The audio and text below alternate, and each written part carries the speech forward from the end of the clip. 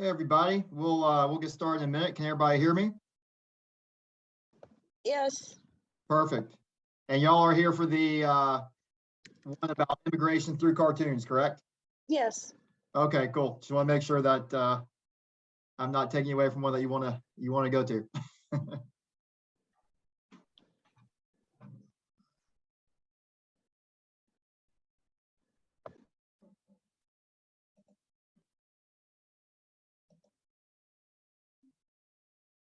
All right, so it's 5:40. We only have until 6:30, but I'm going to wait about 1 or 2 minutes just to make sure that anyone that wants to join us has a little bit of time. We all know how fun it is to use technology, but we'll get started at 5:42. And I'm the host. My name's Scott Roberts, and and I'll do the introductions and talk about what we're going to do today in about 2 minutes. Thank you for coming. Hope you're all having a great conference.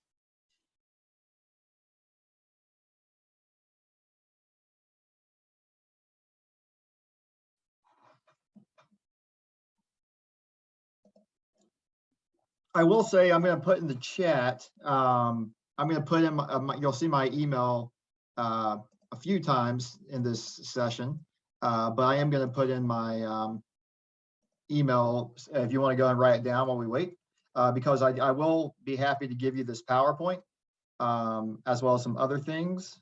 And there you go. And so if you want to receive this PowerPoint via an email, you can email me and I'll be happy to send it to you, as well as articles and stuff like that.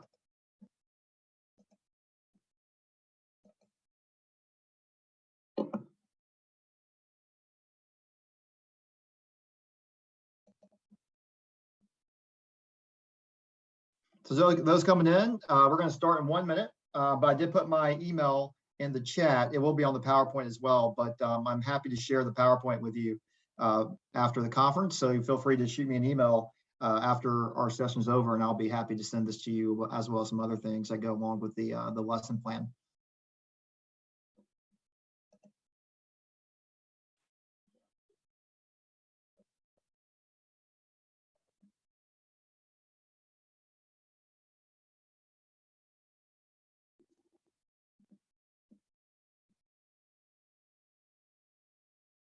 All right. And we're all used to Zoom by now, so I should be able to present and drive the bus at the same time, but we'll see.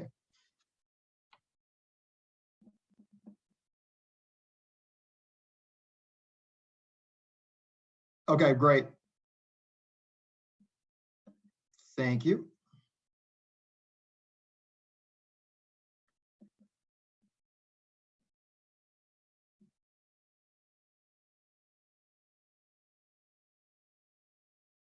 Okay, well, we'll go and get started. It's 5:42. Again, for those who just came in, I hope you're having a great conference.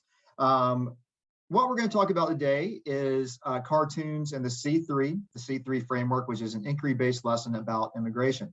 My name is Scott Roberts. I am an associate professor at Central Michigan University, and I teach social studies methods classes, as well as classes in our Masters in Ed Tech program. I teach in our Masters of Curriculum Instruction program, primarily research methods, and I also teach in our Doctorate in Ed Tech program as well. So I teach social studies methods to undergraduates, as well as several different classes in the graduate programs that we have at CMU.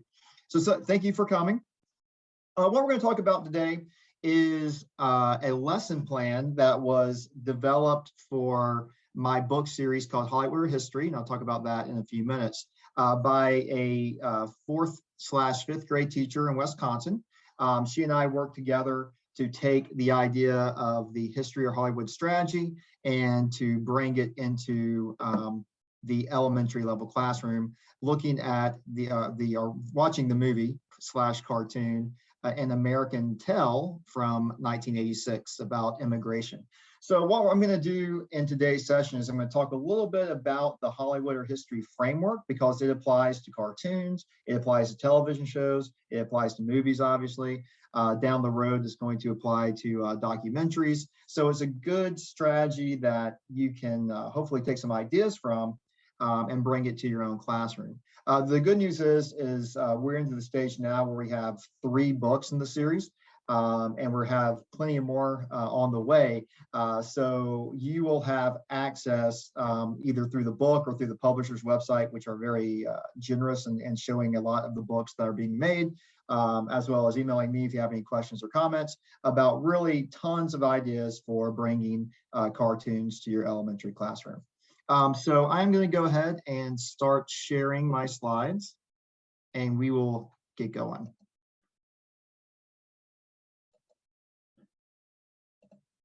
Okay, so as I said, we are going to talk about how we were able to use the Hollywood history strategy to teach about immigrations through the film American Tale. And trust me, when I was writing this, I always put T-A-L-E, but in the movie is called Tale, like a mouse tail, because those are the main characters in the film. So it's T-A-I-L. It was a film that was made in 1986. So for those that are were not born yet, it was I remember I was 11, I think, when it came out. It was a very popular movie, but it still can be useful in our classes today in 2022. So where this comes from, so there's 3 sources that we're going to be using in this presentation. We were able to get Kate's lesson plan and description of how it worked in her classroom, published in Social Studies and the Young Learner. So a lot of this PowerPoint comes from that, as well as there are lessons that we have written for my book series, Hollywood History. We have adapted the Kate's lesson to the 1st grade level, with several of us working on it to make sure that it fits the need of 1st graders, and also the 4th grade lesson plan, which we'll go over today. So again, not to say this too many times, but I am the developer and the editor and multiple author of Hollywood History, so our Hollywood History series. And again, if you're interested, I will send you this PowerPoint if you email me, and I'll send it to you. You can click on the link to see the book series itself. And again, the publisher does a really nice job of providing access to a lot of the books through their website. So you can kind of see some of the lessons that have already been written, not only American Tale, which hasn't been published yet, other than Social Studies and Young Learner, but other cartoon chapters in the series. And so that's where all this comes from. Okay, so any type of media when it comes to cartoons, TV, movie, that kind of thing, there are certainly pros and cons to using film in the social studies class. Now, obviously, children like movies. They especially like cartoons. Both elementary and secondary students enjoy watching a cartoon. These films allow students to have a personal connection to characters and events. It helps students understand controversial issues through, again, a fictional or a movie based on fact. That still may be based in fiction. And it helps students thoroughly investigate subject area content when you do show a film. However, there are also cons to using film. And if you put in a movie and press play, even the most interesting film can get boring to a student, or at least a few of your students, and they have no engagement in the movie other than just watching it. There are certainly issues of time. Showing a full film takes a lot of time. So with this strategy, we recommend showing just clips and not the whole film. And then again, one of the things that we're really focusing on with the Hollywood or history strategy is a way to have students analyze a film or a cartoon, in this case, to see how accurate or inaccurate the film clip is based on the use of primary and secondary sources. So students are able to understand how accurate a film clip is by using a primary and a secondary source in order to determine the accuracy of the film clip. Now, I think over the years of me doing this and sharing these ideas, people automatically think that I am saying that all films are inaccurate. And that's certainly not the case. There's some cases where films are pretty accurate. What you're trying to do is you're trying to support this understanding of accuracy through the use of multiple sources. So when a student watches a cartoon or watches a TV show or watches a movie about history or social studies, they're not just automatically accepting it, but they're also not automatically discrediting what they're seeing. You want them to go through a process, and we'll talk about the step-by-step process in a moment, in order to come up with their own conclusions based on evidence about how accurate the film clip is. So that's the strategy in a nutshell. Again, we've used it for Hollywood blockbusters like Saving Private Ryan.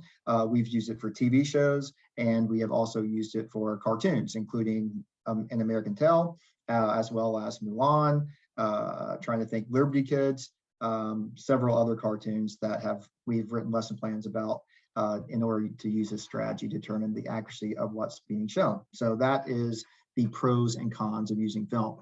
I think the big thing to take away from this is, again, film clips are better, and using film clips in conjunction with other sources is better, as opposed to just showing a movie and having students answer a bunch of questions about the film. And that's one thing that we want classroom teachers to get away from, not showing the whole film, but showing clips and having a purpose for showing the clips, and having students use evidence to support the reasons why you're showing film in the classroom. Any question? I mean, we have a small group, we don't have a lot of time, but any questions about the pros and cons of using film?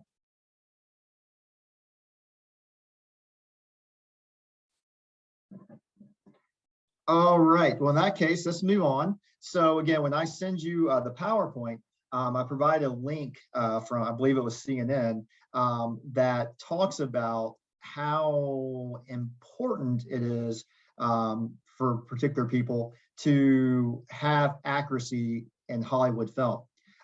So this is a great video talking about some of the inaccuracies of the 2012 film Lincoln, about Abraham Lincoln, which has been lauded as being one of the more historically accurate films there is, but there's still some glaring inaccuracies to the film. And if this is your only source about understanding Abraham Lincoln, and more importantly, the passing of the 13th Amendment, which ended slavery, and you watch this film, you are going to come out thinking something that is inaccurate. You're going to not have a good understanding of the process, even though the film is based on a historic event. So again, really a good framework to consider as you think about, when am I going to use film in the classroom, and why we should let students watch film and determine the accuracy of the film. Okay, so I used to be an 8th grade Georgia history teacher. I worked in Georgia my entire K-12 career. And one of the films, or the first films that I decided to use the Hollywood history strategy on, was the Battle of Atlanta scene from Gone with the Wind. I came up with the idea based on the work of Sam Weinberg and then using inquiry in the classroom, as well as from a TV show that was popular on the History Channel back when I was at university, called History versus Hollywood. And what that show was about was the History Channel would show 15 minutes of a movie, and then they would cut from the movie and talk with historians about the accuracy of the film. So the historians would tell the viewer why this section of the film was accurate or inaccurate, so on and so forth. What I wanted to do was I wanted to cut out the middle person, if you will, and I wanted my students to be able to determine the accuracy of their film without being told what was accurate or inaccurate. And the best way to do that, when you use the inquiry-based approach, is to use multiple sources, a primary and a secondary source. So when I developed this lesson for my own classroom, I had them watch the scene from Gone with the Wind. I had them read a textbook account of Sherman's attack on Atlanta. And then I had them read a primary source, Sherman's letter to the mayor of Atlanta. And once I saw how impactful this inquiry-based process is, and the students' understanding of how inaccurate that film was, then I was able to develop more lessons, share those with my colleagues, And since we've been writing many lessons using the same strategy, just for different films. And that's what we're going to kind of talk about today. And again, An American Tale is going to be the movie that we choose to talk about immigration. All right, so again, I am going to talk a little bit about how we developed this lesson plan. And then again, when you email me for the PowerPoint, I'm going to go ahead and give you the step-by-step lesson plan that hasn't been published yet, but will be published soon. But as the series editor and author, I'm happy to share this with y'all at this stage. And again, my work with Kate, the fourth grade teacher, has been published in Social Studies and the Young Learner. And again, you have access to that citation through this PowerPoint.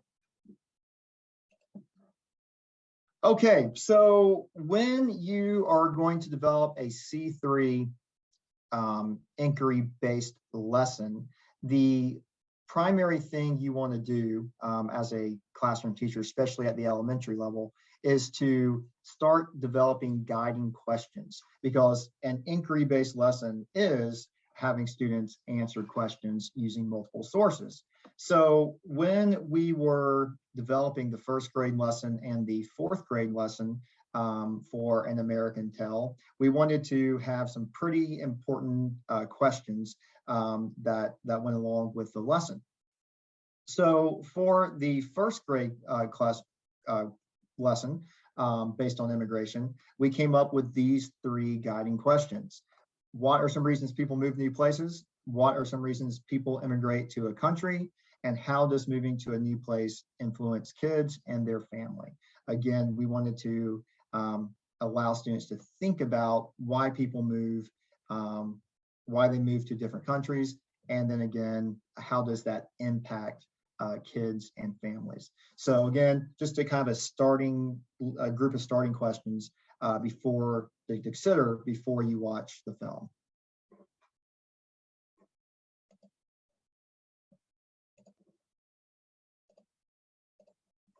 Okay, for the fourth grade lesson based on American Tale, of course, we had some more advanced questions for the age level. And what we're really focusing on in the fourth grade lesson is caricature, because obviously cartoons are caricatures of things. In American Tale especially, they have lots of caricatures about real people, groups, and events, even though they're in the form of mice and other animals. So we really wanted to kind of think about what's caricature, how do historians and media creators use caricature to enhance their goals and messages, and then what are some social and political factors affect how different groups of people survive in different areas. And then some additional questions, because again, we're looking at primary and secondary sources and how to analyze history. What's primary source, what's secondary source, thinking about different push factors that cause people to leave their country. And then we can specifically at this grade level focus on the city of New York, which is where the film An American Tale is based. So again, these are some of our guiding questions, compelling and supporting questions using the C3 language that we use to develop our lesson plan. Okay, so when you are actually developing a Hollywood or history lesson and you want to go out on your own and use your own movies that you find to be interesting, the first thing that we recommend is always going to the standards. All right, what standards lend themselves to analysis and inquiry better than others? So again, some standards are meant to be basically really just kind of fact-based, informational-based. You are just teaching your students this information. Some other standards lend themselves to analysis and inquiry. And if you look at the Michigan State standards, you can see that when you look at the different standards that we have selected for this presentation. So obviously, you can't do inquiry every day, perhaps, and you certainly want to bring it to your classes. So when you're thinking about the standards that you need to discuss, this is a great start. Does this standard allow me to do an inquiry-based activity like Hollywood or history. And then again, films also lend themselves. Some films may not, or cartoons may not lend themselves to this type of inquiry, while others do. We found that an American Tale does. Again, like I said, we highly recommend don't show the entire film. Show clips, 5-minute clip, 7-minute clips. Again, the whole point is not just to show a movie, it's to show a film and allow your students to analyze the accuracy of the film. So you'll need to have time for them to look at other sources, not watch the entire movie. And then again, some people who have written these lessons have said they prefer to pick the film first and then find the standards that match. Whenever I write one of these lessons, I look at the standards first, and then I try to locate films that go best with the standards.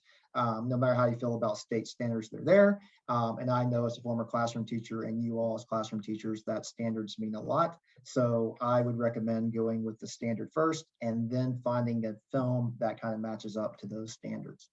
The other thing you want to remember, obviously, this is about cartoons, and this is for elementary level. So we shouldn't have it shouldn't be that big of a concern. As elementary teachers, you pretty much know what you can and cannot show to students. When you get to the secondary level, middle school and high school, I have a lot of teachers that want to show a movie like The Patriot to determine the accuracy of that film. And again, in some schools, or a lot of schools, you can't show it because it's rated R.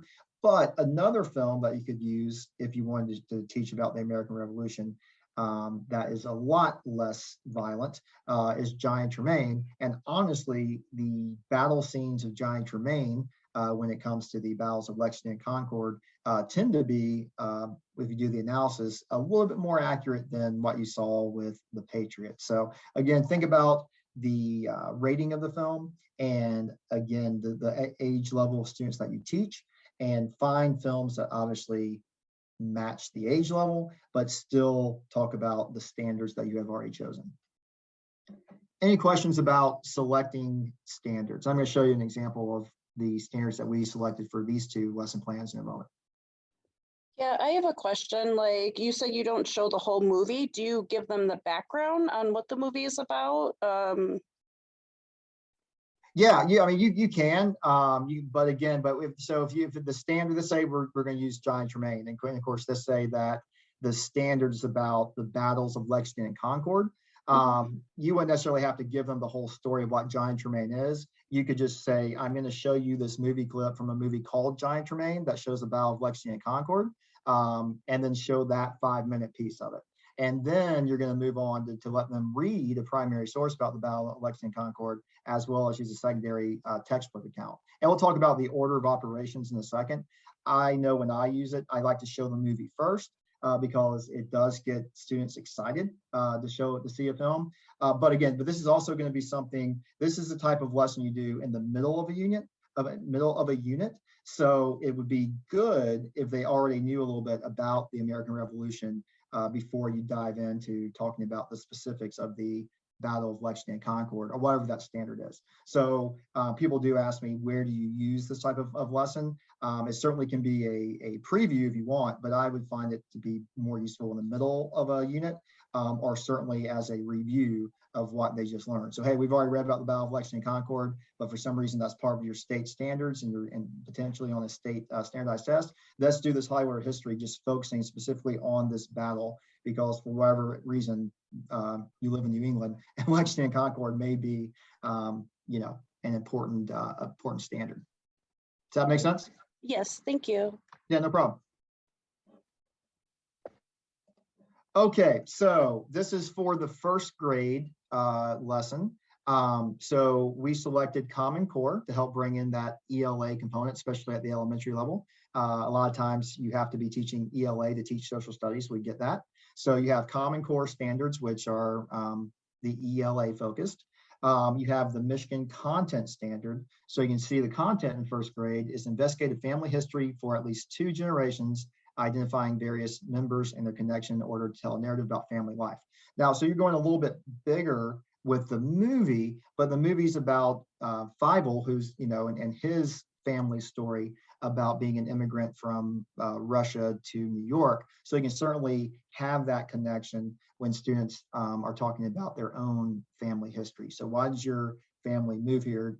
Feifel's family moved here because they were being persecuted in Russia because they were Jewish. So again, you can have that connection. And then again, you find the movie clip. So I provided movie clips on the PowerPoint as well as the lesson plan that I'm going to provide later on that shows the different film clips you can use. There's an interview about someone who immigrated as well as the specific timestamps for an American Tale. Now, again, you can also find a lot of American Tale on YouTube, but you have to kind of go through the timestamps. If you can find the movie or download the movie, which you probably can as well, it just makes it easier as we provide the timestamps for you. Okay, in the fourth grade. So the fourth grade, again, we brought in ELA literacy for the Common Core to again show that you're teaching language arts as well as social studies. We brought in the content standards, and in this case is the geography standards for fourth grade, talking about use a case study or story about migration within or to the United States and identify push and pull factors, and then describe the impact of immigration to the United States and the cultural development of different places or regions of the United States. And again, when you watch an American Tale, there's lots about the impact of immigration and how that has led to the culture of New York. Tammany Hall, for example, is discussed through caricature. So there's lots of ways to make this connection when you show this film. And again, we provide the movie clips for you or the timestamps of what you can show. And again, some of these are pretty large chunks of time. So 7:35 to 1920 is, a 12-minute clip, and that's okay to use. Again, 5 to 10 minutes is better, but you can certainly, if it meets the requirements of what you're trying to do, you can certainly show 12, 15, even 20 minutes. Just make sure that you are there to support your students when they start the analysis piece.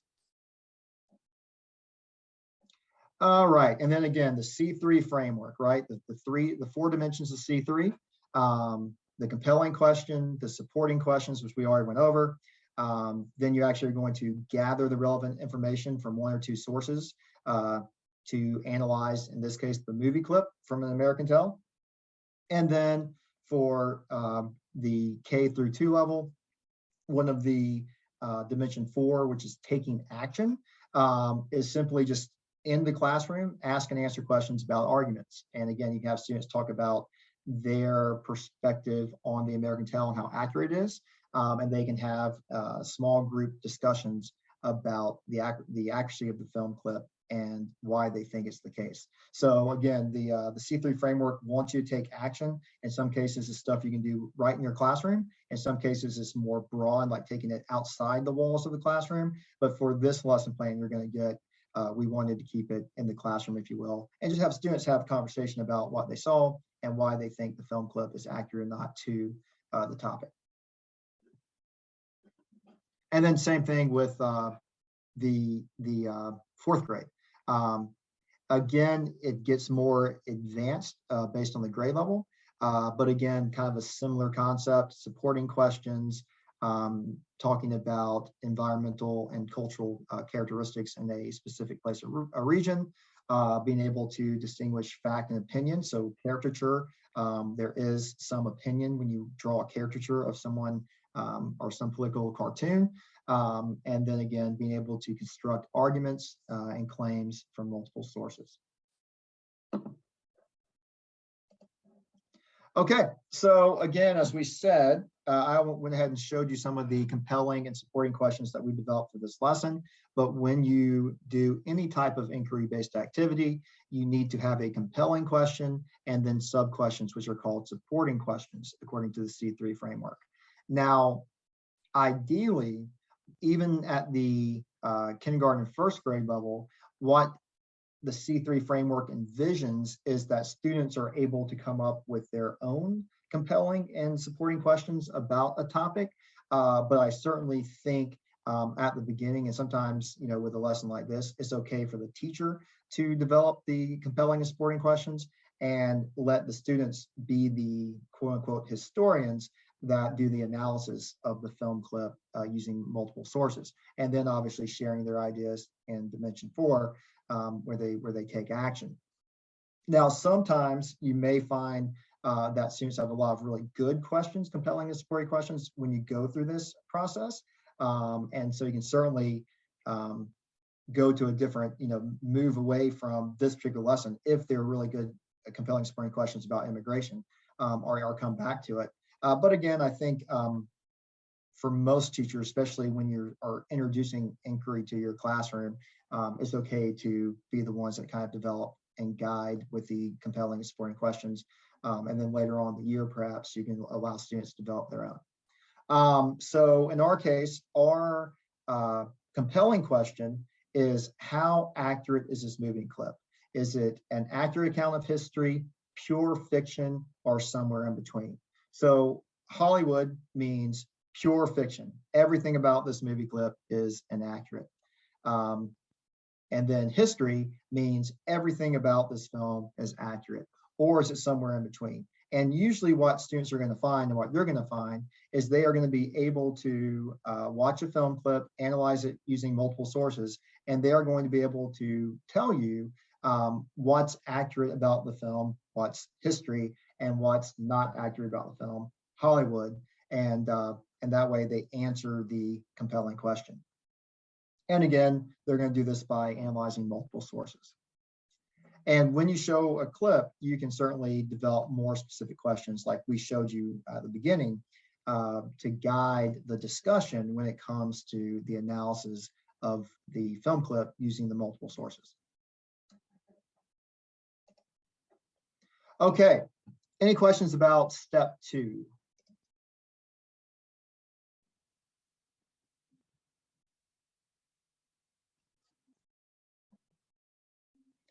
All right, well, let's move on to step 3. So the step 3 is selecting your sources. All right, so in order to decide how accurate the film clip is, students should be giving multiple sources. Now, in some cases, multiple sources just means 2 sources, one primary, one secondary. All right, in some cases, you may not have a primary source depending on what standard you're using and what movie you're showing. So you can have a couple of secondary sources, or you can have poetry or children's lit. Anything can be considered a source. The one source that I do recommend that we use, especially at the upper or the middle level, so maybe like 4th, 3rd grade through 8th grade, is the textbook. Because by the time, even though textbooks are not used as often as they were, there's certainly something that students understand that is supposed to be the all-knowing source for their discipline. And again, it's okay to have students question what the textbook says as well. Now, the Michigan Open Book Project is an amazing resource for you all, and they have really good, well-written books by teachers. So you have a textbook you can use about these standards in grade 1 and grade 3. I'm sorry, grade 1 and grade 4. And grade 3 as well, if you teach that grade. There's textbooks for grades 1 K through 12 through the Michigan Open Book Project that is free for you to have. So you can certainly use the information from one of those books, and you know that those books are going to connect to the Michigan standards that you're teaching. So that's one recommendation I would have as your secondary source for either of these lessons, 1st grade or 4th grade. If you're not familiar with the Michigan Open Book Project, go to their website, grab one of their books, and that can be your secondary source for this assignment. And then, of course, you should have a primary source as well. And again, examples of other sources: documentaries, children's lit, photographs, cartoons, charts, letters, political cartoons, anything that you think is going to be a useful source that a student can analyze in order to help them determine how accurate the film clip is. All right, so for the American Tell, we have given you primary sources that you can use, secondary sources that you can use as well. And again, this being a Michigan-focused presentation, the Michigan Open Book Project can also provide you with a secondary source that may be useful. So like I said, for those who just came in, I will give you my email at the end. I put my email in the chat. So if you want a copy of this PowerPoint, please email me and I'll be happy to send you a copy of the PowerPoint. So you have direct links to all of these primary sources and all of these secondary sources. As of yesterday, they all work. They should lead you to the right spot. So anyway, just let me know. I'll be happy to send this to you. But you can see that we've given you several primary sources and several secondary sources. You certainly do not have to use all of these sources, but they're there as a guide. And you certainly don't have to use any of these sources if you find something better. All right, the next step in the development of a Hollywood history lesson based on cartoons or any film is to develop a graphic organizer. Now, I have provided you with a link to an article where you can see what we call now the general Hollywood history graphic organizer, but you can certainly make your own graphic organizers as well. What we do recommend, though, is if you make a graphic organizer to help your students do the analysis, that you have boxes or squares that contain the following category. So you want a box where students can write or talk with you, and you write it like on a smart board about what they saw in the movie clip. All right. Then you also want to have a box or a square where they're able to talk about what they found in the textbook or the secondary source. And you want them to be able to compare and contrast what they saw in the movie to the account of the same idea or topic in the textbook or the secondary source. Then you have another box on the graphic organizer that's primary source. And again, you'll let your students work with you or with a partner, reading the primary source, and they will again write down what the source says, and then they will compare and contrast what the primary source says compared to the textbook, compared to the movie clip. And then you want a box where they can respond to the question, Hollywood or history. And again, they're just going to say they think the film is mostly Hollywood because of this reason, or they think the film is mostly history because of this reason, or somewhere in between.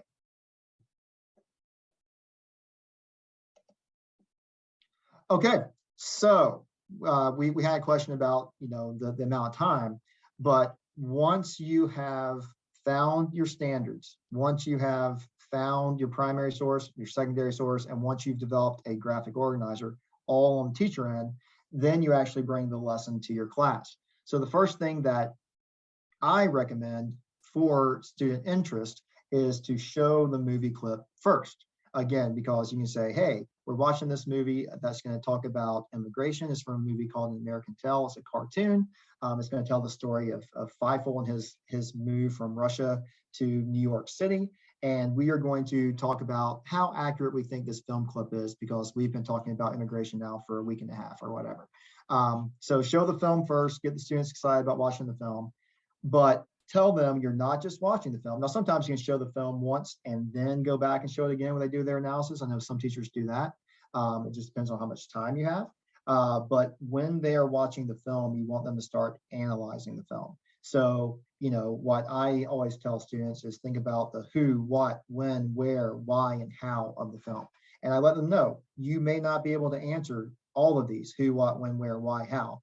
But those are general guiding questions for this film analysis. So when they watch the film about American Tale, who's involved? Oh, Feifel's involved, okay? Or they may say the mouse, and you let them know later that his name is Feifel. What? So this is about immigration. Feifel's having trouble in the streets of New York City. When? Well, this looks pretty old. They're coming over on a ship. There's really no cars. So this might, for a first grader, this may be old. For fourth grader, by this point, they may realize that this is probably in the, early 1900s or late 1800s, so on and so forth. So again, guide them through the process using the 4 W's there and the H when it comes to analyzing the film. Again, you can show the film twice or stop and point out key elements. So when you do your first Hollywood or history, I would recommend, if they're not used to the process, I would certainly recommend stopping the film often and guiding the students through the analysis process. Eventually, the more they do it, the better they'll get at being able to analyze the film on their own. And then again, I always would allow my students to have a chance to talk with a partner or to to help analyze what they just saw in the film clip. All right, then the next step is you read the secondary source. So again, you've shown the film, you've talked about the film, small group, whole group, whatever. They have a good understanding of the who, what, when, where, why, or they understand that not every source gives you the answer to all these questions, and that's okay too. Then you move on to the secondary source. So you can have students read it individually, you can read it out loud, you can have them read to each other as partners. Whatever you want to do is fine. But again, once they read the source, keep reminding them that they're going to compare what they're reading in this source to what they saw in the film clip. It's okay to, obviously change the reading level of the source. So there are several computerized programs out there where you can take even a clip from the Michigan Open Book textbooks, which were written for first graders, but and make them, change the reading ability even more if you want. But again, that's okay to do, but you just want them to be able to read what the textbook said about immigration and compare that to what's going on in the American Tale with Fievel. Then you do the same thing with the primary source. You let the students know that, this is a firsthand account, something that came from the time period. And again, tell them that this gives them an eyewitness account of the topic that we are discussing, which in this case would be immigration. They can compare and contrast similarities between the primary and secondary sources as well as to the film. And again, according to Sam Weinberg, it is perfectly fine to take a primary source and change the reading ability to make the source easier for students to read. But if you do that, you always want to have the actual primary source with it, maybe like a front and a back. The front is the source in its actual language, and the back of the paper is the revised source to help students understand. Because sometimes, especially when you get to earlier history, language from the 1790s isn't really easy for anyone to read in 2022, but you can certainly change that to more modern language, but again, keep that primary source with it so students understand that they are looking at primary source, but they are looking at a revised primary source to help them read it. And some students are going to want to read the original source anyway, or at least they're going to try to. But if you give it to the whole class, that everyone feels like, again, they have the scaffolding to read the primary source. All right, so once you have shown the film clip and had students now analyze it, then you have them look at the secondary source and have students analyze it and compare that to the movie, and then bring in the primary source and have students analyze that and compare that to the secondary source and the movie. Then you want them to be able to make a judgment about whether or not they think the movie shows an accurate depiction of the topic under study. Now, again, with most inquiry-based lessons, there's no right or wrong answer per se, as long as students are able to back up their claims with evidence. Now, what we're finding with cartoons, right? So, even at the first grade level, the first thing that they're going to say is, okay, this is not accurate because mice don't talk, mice don't sing, mice don't dance, all that kind of stuff. So what we would recommend, especially when Kate did it in her own classroom, is just say, hey, once you get to this point, say, we realize this is a cartoon. These are caricatures of other things. We are going to put that aside, and we're going to really look at the history behind it. Were there people who immigrated from Russia to New York in the late 1800s, early 1900s? Well, yeah. Well, then that's kind of accurate. How did they get here? Oh, they got here by ship. That's still kind of accurate. And again, there's certainly some inaccuracies to it as well.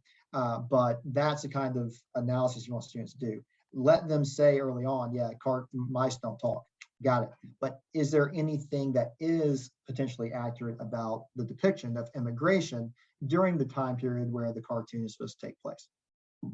And again, the length of the responses is up to you, and how you have students respond is up to you. You can have them talk about it, their conclusions in a small group. You can do a teacher-led whole group discussion. You know, you can have them write a paragraph or two about what they found. Anything like that works. You just want a way for students to come up with this conclusion. And the most important thing, especially when it comes to the C3 framework, is not only come up with a conclusion, but have evidence from the sources to support their claims. So you really want to try to have students say, in the secondary source, it says blah, blah, blah. That's different than what they showed in the film clip. Or the secondary source said that people traveled to New York by boat, and in the movie they traveled by boat. That is an accurate depiction. So you want them to really use their sources in order to support their ideas. All right, and then one thing, and there are many ways to do it, but one thing that I like to do, especially when I taught this, was I like to do the line of contention. So basically what I would do is I would draw a long line on my whiteboard, and I would basically, on the left-hand side, put 100% Hollywood, meaning all fiction. I would draw a line in the middle that said 50-50, and then on the far right, I would draw a line that says 100% history. And then I would tell my students to stand up and stand where they think the movie falls when it comes to accuracy. So sometimes you would have some students go all the way to the 100% Hollywood, meaning all fiction. Sometimes, depending on the film, they would go to like 80% history, but a lot of times they would go, you know, right in the middle, 50-50. If they do that, that's okay, but they still have to provide evidence from the sources to let you know why they made that selection. So why do you think it's 50-50? Give me some evidence why you think this is fiction. Give me some evidence why you think this is accurate. And that's how you let the students show what they've learned from this activity. But there's a number of ways that you can have students share their understanding as well. This is just one example. Okay, well, we are quickly running out of time. So again, I'm going to skip to the part where you can email me, but I have provided, again, this isn't published yet, but as the editor and author of the series, I want to kind of give you a quote unquote freebie. So you have the lesson plan step-by-step here for American Tell first grade. And again, it's kind of small, but you can cut and paste on a Word document from this PowerPoint. And then I also have the full lesson plan for the fourth grade activity when it comes to using the American Tell in the fourth grade classroom. Again, all standards based. You have some ELA, so you are teaching English language arts at the same time. And all of the sources that we're talking about were provided in that slide with the boxes, as well as directly in the lesson plan here. All right, so in conclusion, you know, especially at the elementary level, you want to try to combine social studies and language arts. So this is a great way to do it. Inquiry-based lessons bring in reading, writing, speaking, and listening. So it goes together. This is all based on the C3 framework. And again, being able to decipher what is accurate and not accurate, as well as being able to support your claims with arguments, not just I think but saying I believe this due to this document I'm going to use to support my claims, is huge in helping to produce active and informed citizens by allowing students to be critical readers and viewers of information from all types of sources, including primary sources and including film, which for better or worse, a lot of people get their historical understandings from. So being able to analyze this using primary and secondary sources really helps students understand that film is entertainment. It can be informative, but a lot of times I would not base my understanding of history on one of these movies or one of these cartoons. So again, lesson plans, some of these are free. The one up top really goes into a lot of detail about the steps for Hollywood history, and that is in a publicly accessible journal. So you have the link to that if you would like. You have links to the 2 books that we talked about. Know that this lesson plan is going to be coming out in 2 books. The first grade lesson plan is going to be in a book, a Hollywood history book only for elementary level. And then the 4th grade lesson plan is going to be in a book that's coming out soon about cartoons, which is going to be edited by me. So we are going to have basically 20 lessons about cartoons, both elementary and secondary level, coming out in the near future. These are some of the books that have already been published, so you can take a look at that. And again, emails. If you want this PowerPoint, please let me know. These are my email addresses. I'm the only person in the United States with a Hotmail account still, but it's easier to remember than my CMISH, but either one will work. Shoot me an email, ask for the PowerPoint. I'll be happy to send it to you.